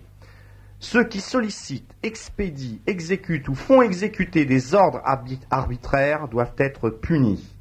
Oui, ça s'appelle forfaiture. Tout à fait, c'est une forfaiture. Nous allons déposer plainte en déni de justice. Cette magistrate est aux ordres de certains politiques et certains scientifiques.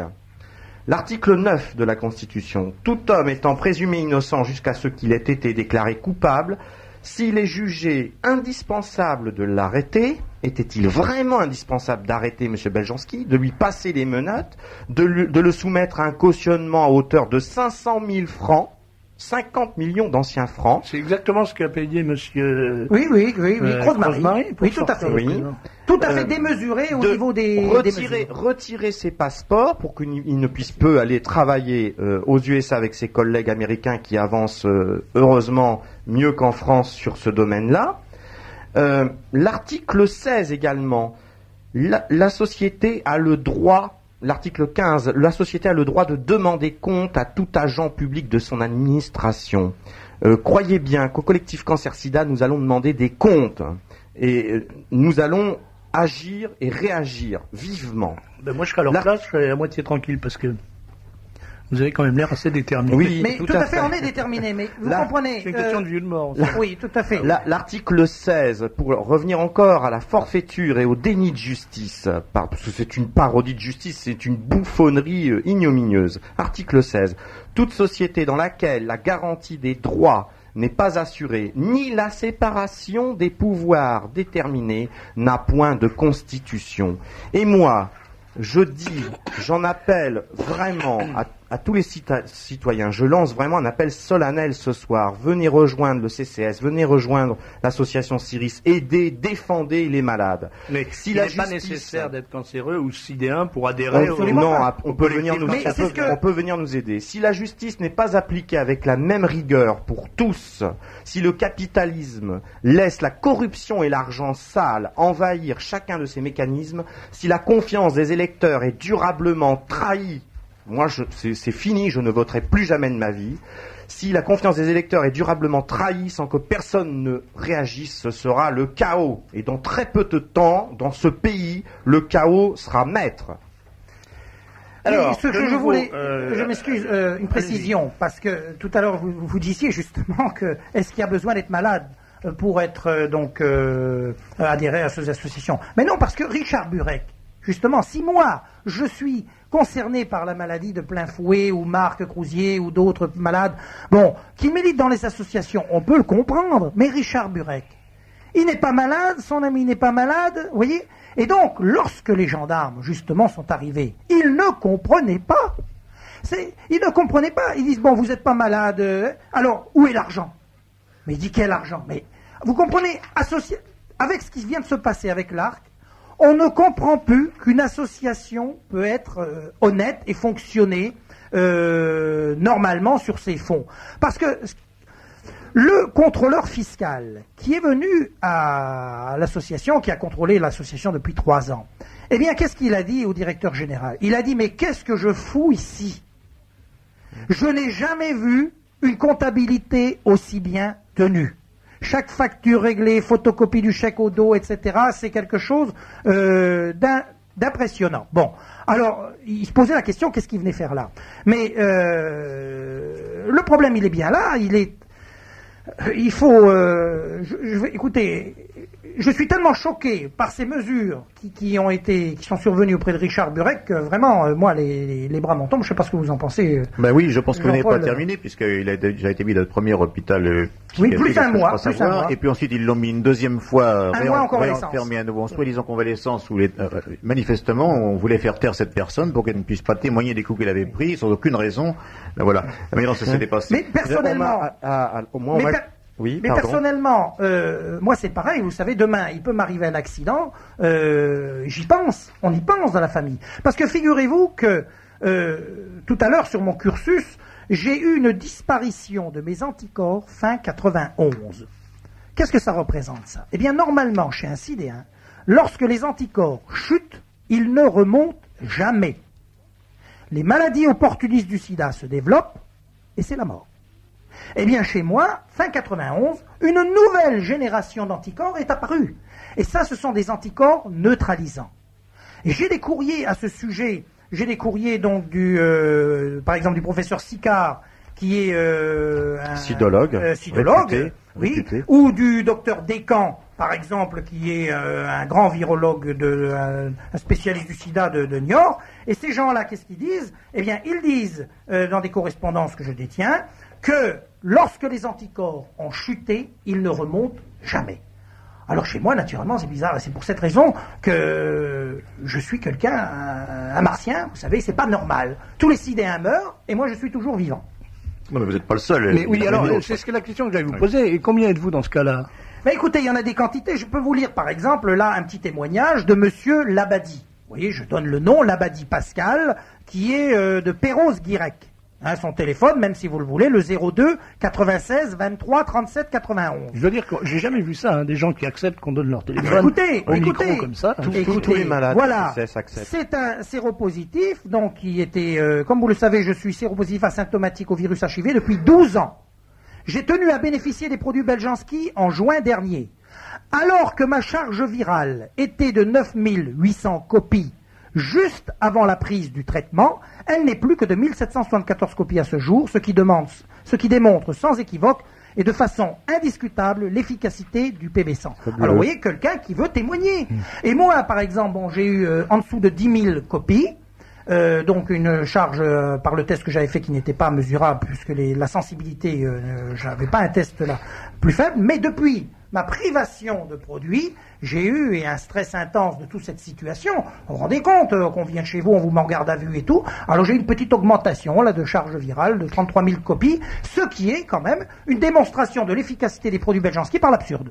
Moi j'ai également été perquisitionné 3 fois au siège social donc du CCS. Les gendarmes sont venus par 3 fois. Ils ont vidé les armoires du CCS. Ils ont emmené les classeurs. Ils ont emmené les fichiers. Ils ont emmené les ordinateurs. Vraiment pour décapiter. Il faut savoir quand même que dans cette affaire, qui est le plaignant? C'est le ministre de la Santé, qui à l'époque était Madame Simone Veil, et le ministre délégué à la Santé, Monsieur Douste-Blazy, qui ferait bien de savoir un petit peu et de surveiller ses ouailles à la mairie de Lourdes. Et moi, j'aimerais bien que certains de ses employés de la mairie de Lourdes viennent nous expliquer avec quelle caisse Monsieur Douste-Blazy paye ses employés à la mairie de Lourdes. Et quels sont les intérêts de Monsieur Douste-Blazy. Je suppose avec la caisse de la mairie. Oui, peut-être. Ben écoutez, je crois que vous devez vous adresser au laboratoire Pierre Fabre. Oui, ça a été, entre autres, publié sur Le Point, je crois, enfin sur une grande revue, ou économique, j'ai les références exactes qui dénoncent que le laboratoire Pierre Fabre est le sponsor politique de Douste-Blazy. 3258 malades, tous satisfaits, qui ne demandent rien. La nation garantit, ça aussi c'est constitutionnel, la nation garantit la santé à tous ses citoyens. En l'occurrence, aucun malade n'est plaignant. Hormis le ministre de la Justice et constitution de partie civile, l'ordre national des pharmaciens. Aucun malade n'a jamais rien demandé, ne s'est jamais plaint. Au contraire, ils en redemandent. Je crois qu'on a bien compris ça. Voilà. Alors, il vous reste 4 minutes pour nous dire pourquoi un scandale aussi énorme, invraisemblable, passionnant, je le vois par la quantité phénoménale d'appels qu'on a. Je voudrais témoigner qu'à Minute, jamais un article n'a eu autant de succès au niveau courrier que les articles faits sur Beljanski. Alors, comment se fait-il? Dont celui cette semaine, comment d'ailleurs. se fait-il que les médias, les grandes émissions de télévision, les Deux Chavannes, les machins et compagnie, qui sont toujours à l'affût de l'audimat maximum, ne vous aient jamais reçu, ne vous aient jamais donné la parole? Est-ce que vous avez essayé au moins une fois de prendre la parole à la radio, à la télévision? Écoutez, je vais vous dire, tout dernièrement, j'ai eu en personne Monsieur Jean-Pierre Elkabach au téléphone un matin pour passer sur son émission, et il m'a répondu: Monsieur Gérard-Vedli, j'ai reçu votre dossier, je ne peux hélas rien pour vous, je ne suis plus rien dans le journalisme. Alors j'ai dit, écoutez, c'est impressionnant. Non, mais j'ai dit, écoutez, c'est impressionnant. Vous, un des plus grands journalistes qui tenez des propos pareils, le mot de Beljanski vous fait-il donc si peur? Et vous voyez, tout le journalisme, enfin tout, pas tous. Il faudrait préciser qu'il ne fait pas peur à Minute, puisque quand même, autant dire au lecteur que le sujet intéresse, que le sujet de cette semaine a été Beljanski dans Minute. Quand même, Minute. Oui, il faut acheter Minute cette semaine, effectivement. Oui, effectivement. On aura tout vu. Hein. Sur l'émission de Beckett, j'en appelle à acheter Minute. Oui. Mais non, au contraire. C'est les malades. C'est une bonne raison de réconciliation et d'oublier les petites rancunes. C'est un vrai plaisir. Je suis très heureux d'être là, moi. En France, l'information tourne tout autour de l'agence France Presse, et pour ce qui concerne la santé, Madame Brigitte Castelnau et son adjoint Philippe Coste, qui nous connaissent. Et le comble de tout, tenez-vous bien, dernièrement, là, ils viennent de téléphoner dans la chambre de M. Beljanski, où il se trouve en ce moment, vous m'entendez bien, dans sa chambre de pour hôpital. savoir s'il était bien malade et comment ça allait, etc. et tout ça. Et c'est Mme Beljanski en personne qui a décroché et qui leur a répondu mot pour mot, écoutez, c'est scandaleux. On vous a fait passer des informations scientifiques beaucoup plus intéressantes qui intéresseraient toute l'humanité entière et vous n'en avez pas tenu compte. Aucun communiqué à ce propos. Et là, maintenant, avec ce qui se passe, vous vous permettez de téléphoner. Alors la fille de l'AFP n'a même pas rétorqué, elle a raccroché et puis la conversation s'est arrêtée là. Mais le problème... Il y a une dépêche de l'AFP qui indique que le professeur Beljanski est actuellement hospitalisé. Je crois qu'elle est parue dans le Figaro ce matin, il me semble.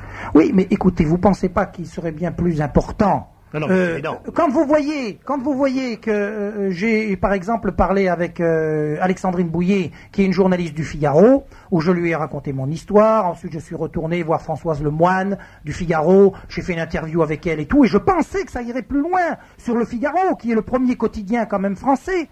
Eh bien, stupéfaction, Alexandrine Bouillet, après avoir fait un article positif d'une petite colonne dans un coin nous concernant, eh bien, le lendemain, elle fait passer un article sur une interview de, comment il s'appelle, Arnaud Marty-Lavozelle sur le sida, puis ensuite, on lui fait faire un travail sur les sectes, avec les rapports et la médecine. Donc, on a remis dans le rang cette journaliste. Et au niveau de la rédaction, des rédacteurs en chef, tout se passe comme ça. Et notre travail en ce moment, et à vos auditeurs, c'est pareil, ils ont tous un rôle à jouer dans ce domaine-là, c'est qu'il faut passer cette cuirasse médiatique. Il faut que l'on parle des produits. On va vous y aider par tous les moyens. Je vous redonne la parole dans 5 minutes pour toutes les informations pratiques.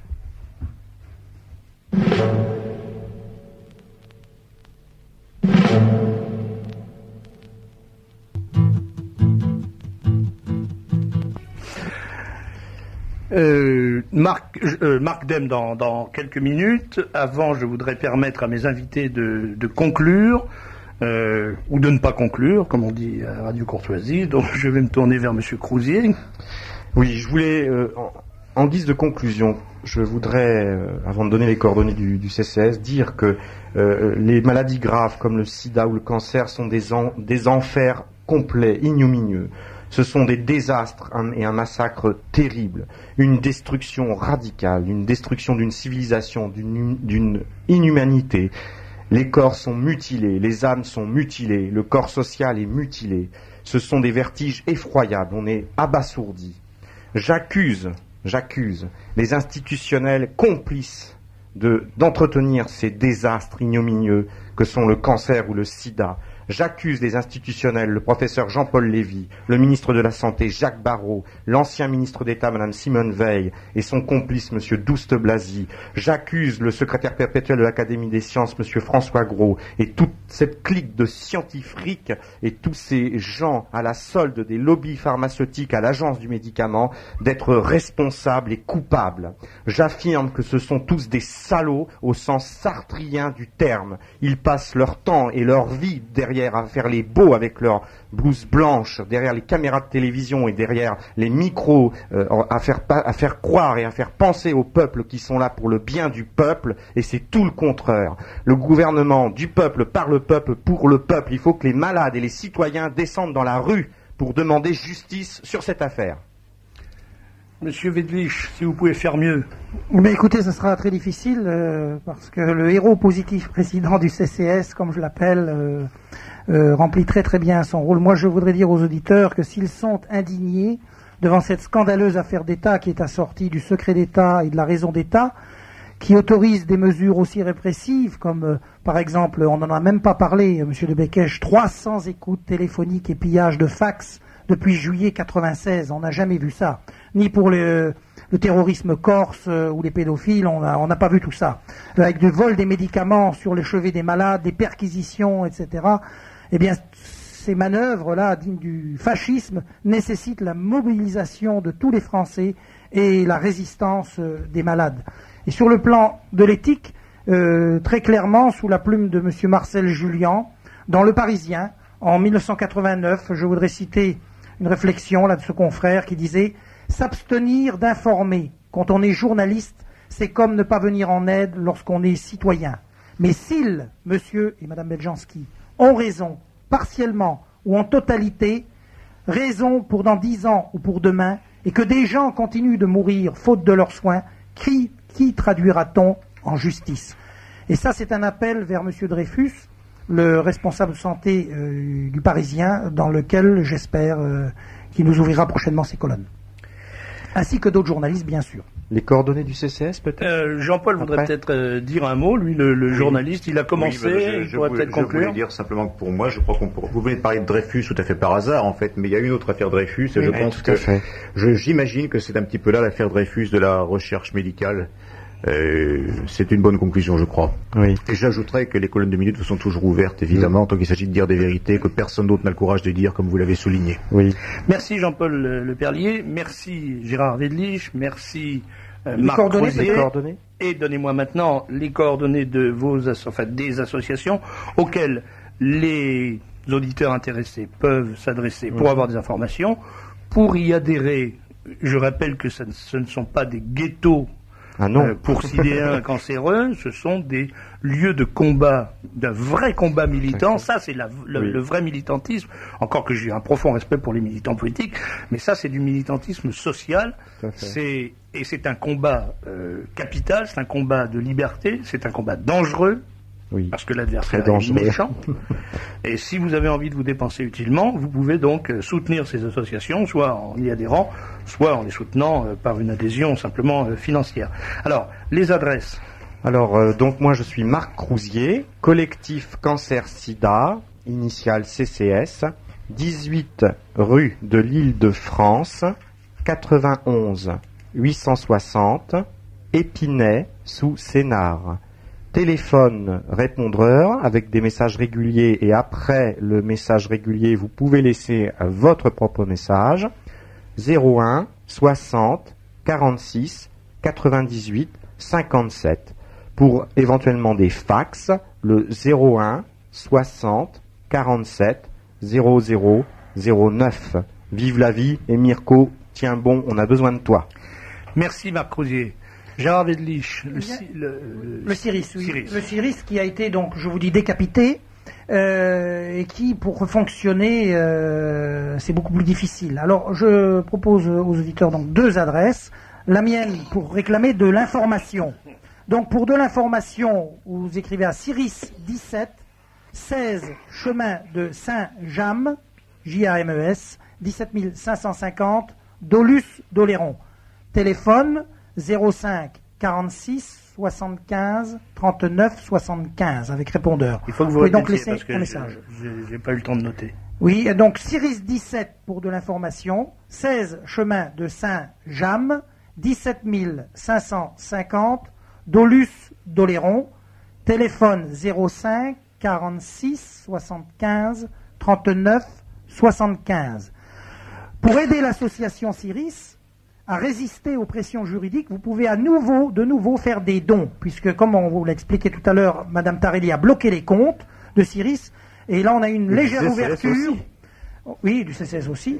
Et on a une légère ouverture, puisqu'on est autorisé à ouvrir un compte. Donc, le président actuel va relever une boîte postale. Donc, je vous donne, pour faire donc des dons et nous aider à payer nos avocats pour résister financièrement à tous ces problèmes juridiques en ce moment. Donc, un compte bancaire est ouvert. Alors, l'adresse aussi. Alors, l'adresse, c'est pour adresser vos dons. Vous mettez Ciris, le chèque à l'ordre de Ciris, C-I-R-I-S, boîte postale 42 38 370 Saint-Prim, Saint, S-A-I-N-T, puis Prim, P-R-I-M. Je répète, donc, chèque à l'ordre de Ciris, envoyé à Ciris, boîte postale 42 38 370 Saint-Prim. Merci Gérard Wedlich. On va donner alors la conclusion à des auditeurs. Un auditeur nous dit qu'il faut évoquer la loi Huriet qui, sous prétexte de protection des personnes dans le cadre de la recherche scientifique, dresse en fait une barrière à toute innovation non désirée. Tout essai est soumis à l'accord d'un comité qui n'est représentatif que de lui-même ou des intérêts qui subventionnent les associations. Exactement. Même les labos de taille moyenne sont pénalisés par ce système. Il faut rappeler que la pharmacie en France est passée en 15 ans du 3e rang mondial au 18 ou 19e rang mondial. Monsieur Huriet est sénateur UDF. Et puis, cet auditeur a parfaitement raison. Hein. La loi Huriet du 20 décembre 1988, c'était une demande du CCS, abrogation rapide de cette loi qui entrave la recherche notamment sur le sida. Et donc les malades en pâtissent. Et on nous cite un exemple qui s'est passé à l'Institut Pasteur en 82. Le directeur du laboratoire de microbiologie d'origine suisse a publié un test sur culture de cellules qui permettait de dépister les porteurs sains des maladies suivantes. Translocation chromosomique et fragilité, cause d'une partie des trisomies 21 non dues à l'âge de la mère. Myopathie de Duchenne de Boulogne. Mucoviscidose, la plus répandue des maladies chromosomiques en Europe. À la suite de cette publication, une véritable cabale a été montée dans son entourage. On l'a accusé de trucage alors que ses résultats ont été reproduits par un labo universitaire indépendant et spécialisé dans ces techniques délicates à mettre en pratique. Peter Osley a donc été viré du jour au lendemain, écœuré. Il a pris une retraite anticipée en Suisse. Sa place n'est pas restée vide. Et vive le Téléthon, conclut cet auditeur. Merci de nous avoir écoutés et puis merci messieurs d'être venus à cette émission. Une auditrice pour terminer. D'après votre excellente émission, je tire une leçon de vie ou de mort puisque pour M. Mitterrand le médicament a été autorisé et l'a fait survivre et parce que pour le bon peuple qui paie et qui trime, il lui est interdit de choisir lui-même les soins qui le guériront sans souffrance. Voilà, c'est ça qui n'est pas acceptable et c'est ça que, comme disait Pasqua, nous n'accepterons pas. Merci messieurs. Un peu de musique et Marc Deb. Merci de nous avoir invités.